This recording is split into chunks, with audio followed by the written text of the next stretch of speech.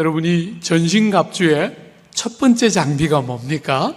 진리의 허리띠입니다. 그죠? 허리띠이지요. 우리가 이 허리띠라는 첫 번째 장비를 보기 전에 여러분 13절 하반절에 보면 너희가 능히 대적하고 모든 일을 행한 후에 서기 위함이라 이렇게 돼 있죠. 그죠? 서 있어야 한다. 이 모든 일들을 다 하고 서기 위함이라 이렇게 했는데 14절에 첫 번째 장비인 허리띠를 우리에게 소개하기 전에 뭐라고 말했죠? 그런즉 서서 앞에 13절에도 서기 위함이라 14절에 서서 이렇게 말했어요. 사랑하는 여러분, 그러므로 하나님의 전신갑주를 입고 싸움터에 나가기 전에 서서, 그죠? 서서 절대로 뒷걸음질 치거나 낙심하거나 넘어져서 주저앉아 있는 채로 머물러 있지 말고 서서 다치기 쉬운 이 세상살이에 다친 상태로 머물지 말고 다시 툴툴 털고 일어나서 서서 진리의 허리띠를 띠라 이렇게 말하고 있다는 거예요. 여러분, 여기에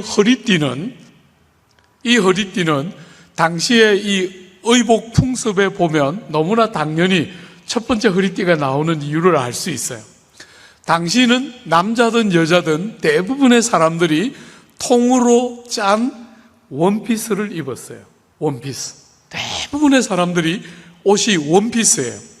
이렇게 요즘은 투피스지만 그 시절은 대부분의 옷들이 원피스이기 때문에 전쟁을 치러 나갈 때 해야 될 제일 첫 번째가 뭐냐면 옷이 늘어져 있으니까, 그죠? 이 옷을 허리띠로 딱 졸라매서 옷이 밟히거나 옷에 발이 얽히거나 해서 넘어지거나 행동을 하는 일에 불편하지 않도록, 그래서 허리띠를 딱 졸라매서 신속하고 아주 민첩하게 발이 움직여져야 군사가 행진도 하고 전쟁도 치는 거잖아요. 그죠? 그래서 허리띠가 제일 먼저 나오는 장비예요.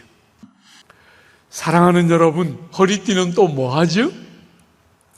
우리가 얼마 전에 올림픽 볼 때 역도 선수들, 무거운 것을 들어야 하는 역도 선수들이 역기를 들기 전에 주로 뭘 하는 거 여러분 눈여겨보셨죠? 손에 가루를 묻히는 것도 자주 우리가 보지만 또 뭘 봐요? 허리띠를 졸라매요. 허리띠를. 역도 선수들이 아주 무거운 것을 들기 전에 허리띠를 이렇게 탁 해서 졸라매는 거 여러분들이 거의 매 순간 볼 수 있을 거예요. 허리띠를 왜 졸라맵니까? 허리띠를 딱 졸라매면 자신감을 불러일으키고 힘을 끌어모아서 집중할 수 있도록 도와주는 것이죠. 그죠? 허리띠를 딱 제일 먼저 띄면서 전쟁하러 나가는 군사들에게 자신감을 불러일으키고 힘을 쫙 끌어모을 수 있도록 허리띠를 제일 먼저 딱 띄는 것이죠. 두 번째, 사랑하는 여러분, 이 허리띠에다 또 뭐 합니까? 칼을 꽂아 놓는 것이 그 시대의 풍습이잖아요. 그죠? 허리띠는 전쟁을 위한 필요한 도구들이 잘 달려 있도록 하는 굉장히 중요한 도구이기 때문에 제일 먼저 허리띠가 나왔어요. 세 번째는 원문에 보면 이 진리의 허리띠 할 때 요 진리에 정관사가 나오지를 않아요. 보통은 the truth 이렇게 해서 정관사가 수반되는 경우들이 많은데 이 지금 본문에는 정관사가 수반되지를 않아요. 그냥 일반적으로 truth 하고 이렇게 그냥 나오고 있어요. 거기다가 우리가 보게 되는 모든 장비가 6가지인데 제일 마지막에 성령의 금 곧 하나님의 말씀하고 제일 마지막에 말씀이 또 등장하기 때문에 많은 학자들이 본문에 등장하는 진리는 성경 말씀을 가리키기보다 싸우는 성도들 편에서의 정직함, 진실함, 성실함 이런 주관적인 어떤 요소를 가리키는 것이 오늘 본문이 나오는 진리라고 번역된 단어다. 이렇게 해석하고 싶어하는 학자들이 많이 있는데, 오늘 여기 본문 진리의 허리띠 할 때 진리를 일반적인 성경 말씀, 보편적이고 전체적인 성경의 진리, 우리는 그렇게 해석하면 훨씬 더 본문에 적절한 해석이 될 것이다. 여러분의 허리띠, 여러분의 자신감을 딱 업시키고 집중력을 딱 이렇게 모을 수 있도록, 힘을 모을 수 있도록 하는 허리띠가 뭐라고요? 진리 혹은 하나님의 말씀, 이렇게 말할 수 있다는 거예요. 우리가 마지막 6번째 다룰 때 보겠지만, 성령의 검인 하나님의 말씀은 특정한 말씀이에요. 보편적인 말씀이라기보다 특정한 말씀, 이렇게 해석할 수 있는데, 오늘 본문 진리의 허리띠 할 때 진리는 보편적이고 일반적인 하나님의 말씀, 이렇게 해석하면 제가 볼 때 제일 적절한 해석일 것이다. 사랑하는 여러분, 하나님의 말씀을 진리라고 부르고 있는 것을 주목해야 해요. 우리가 이렇게 매주 주일날 여러분들하고 제가 같이 나누고 있는 말씀, 여러분이 가정에서 여러분의 책상 위에 올려놓고 틈나는 대로 부지런히 읽고 있는 이 귀한 성경 말씀은 진리입니다. 진리. 말하자면 여러분들이 신앙생활을 하는 데 도움이 되는 좋은 말씀에 그치는 것이 아니라 하나밖에 없는 진리예요. 길은 이 길밖에 없어요. 여러분들이 사람답게 살고, 여러분이 가장 여러분답게 살고, 여러분들이 영원한 생명을 가진 하나님의 백성답게 사는 하나밖에 없는 길은 말씀, 그죠? 진리입니다. 사랑하는 여러분, 성경은 진리입니다. 진리. 우리 예수님이 그 유명한 요한복음 8장에 이렇게 말씀하셨죠? 너희가 내 말에 거하면 참 내 제자가 되고 진리를 알지니 진리가 너희를 자유케 하리라. 하나님의 말씀, 우리 예수님의 말씀이 진리이고, 그 진리를 알 때 참된 자유가 우리의 삶에 주어진다는 거예요. 여러분, 돈이 많으면 자유롭게 사는 게 아니에요. 신분이 높으면 원하는 거 실컷 하면서 자유롭게 사는 게 아니에요. 진리를 알 때 진짜 자유가 있는 것이죠. 그죠? 우리 예수님이 요한복음 17장에서 대제사장의 기도를 드리실 때 이렇게 기도하셨죠. 저희를, 제자들을 위해서 기도하시면서 저희를 진리로 거룩하게 하옵소서. 아버지의 말씀은 진리이니이다. 사랑하는 여러분, 하나님의 생명의 진리의 말씀을 허리띠로 띌 때 여러분과 저의 삶에 민첩하고 신속하게 싸워야 할 전쟁에 바르게 싸울 수 있도록 민첩함과 신속함은 진리의 허리띠를 띌 때 가능하다는 거예요. 사랑하는 여러분, 저는 여러분들이 평신도로서 나는 평신도고 성경은 목사님을 위한 책이다 이렇게 생각하면 절대로 안 돼요. 여러분을 위한 책이에요. 여러분들이 성경에 능숙해지도록 성경을 잘 알고 성경에 대하여 분명하고 선명한 깨달음들을 가지고 여러분들이 신앙생활을 해야 여러분들이 제대로 신앙생활을 하게 돼요. 사랑하는 여러분, 여러분이 진리의 허리띠를 띠고 싸우는 이 싸움은 아주 교회 초기부터 있었던 싸움이에요.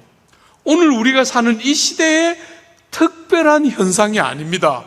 교회가, 핏덩어리 같은 교회가 생기자마자 싸웠던 첫 번째 싸움 중에 하나가 이 진리를 가지고 싸우는 싸움이었어요.